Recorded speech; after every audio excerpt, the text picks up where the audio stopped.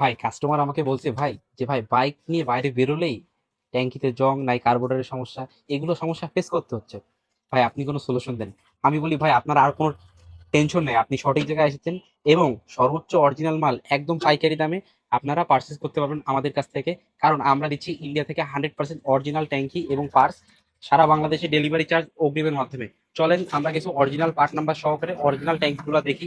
এই যে ইউজি 4.5 এর রেড কালার ট্যাঙ্কি, এখানে জালি স্টিকার থাকবে, অরিজিনাল পার্ট নাম্বার থাকবে। তারপরে এলাকার পরিচিত মেকানিককে দেখায়, অরিজিনাল চিনতে পারবেন।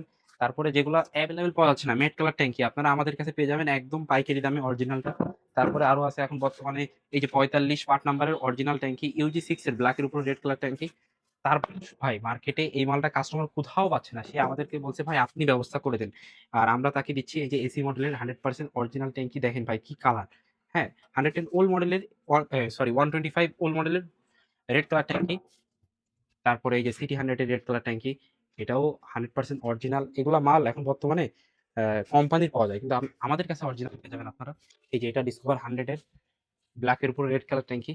হ্যাঁ, এটা ব্ল্যাক ম্যাজিক বেশি পাওয়া যায়, এটা একটু কম পাওয়া যায়, কিন্তু আমাদের কাছে আছে।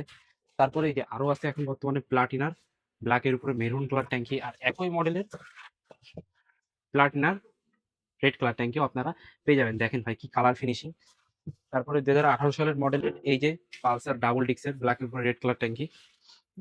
তারপরে ডিসকভার 150, এইটাও ব্ল্যাকের উপরে।